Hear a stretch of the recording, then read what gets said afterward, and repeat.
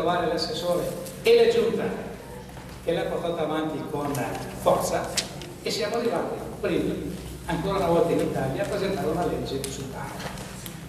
Finché si arrivava, si ricordava che il pane è stato frutto anche di tante rivoluzioni ed è ancora oggi una materia importantissima per tutti. Non c'è che ci sia chi mangia pane e chi non mangia pane, è un prodotto che vale per tutti, quindi a maggior ragione andava regolamentato sia in funzione di chi lo produce ma sia in funzione anche di chi lo consuma.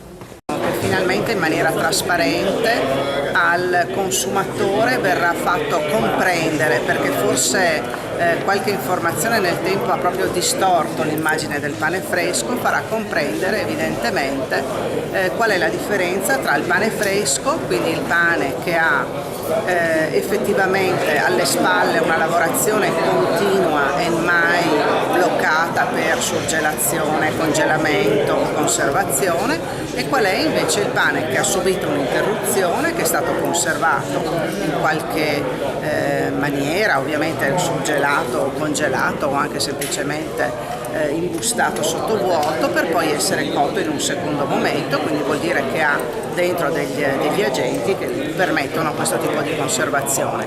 Nulla osta ovviamente verso chi ha un panificio e quindi dietro prevede un lavoro così come noi tutti lo abbiamo sin da bambini immaginato, e chi invece ha un punto cottura che evidentemente adesso finalmente il consumatore, una volta approvata questa legge, dovrà in maniera trasparente poter sapere che tipo di pane acquista. Nicola Trentin, presidente regionale dei panificatori del Consorzio Veneto. Oggi qui siamo a Palazzo Balbi e abbiamo ricevuto una buona notizia. Il disegno di legge sul pane ha già passato il primo scoglio, la giunta regionale, e adesso va in consiglio.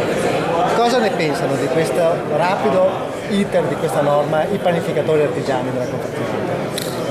Allora, innanzitutto per noi è un passo, più di un passo in avanti per quanto riguarda la nostra categoria e per quanto riguarda l'artigianato e per il nostro lavoro. Noi siamo soddisfatti di questo disegno di legge e soprattutto anche della velocità con cui stanno andando le cose.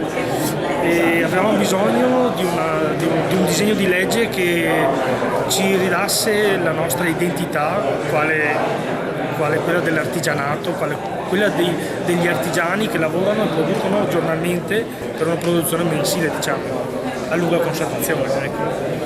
E questo ne va della qualità del prodotto e soprattutto anche magari in certi momenti della salute del consumatore finale, perché per conservare, soprattutto se parliamo di conservazione di prodotto crudo o precotto, per cui non è ancora terminata la cottura oppure addirittura non è ancora fatta la cottura, e bisogna mettere dei conservanti che mi permettono di mantenersi e soprattutto dobbiamo mettere degli agenti lievitanti per poter terminare la lievitazione.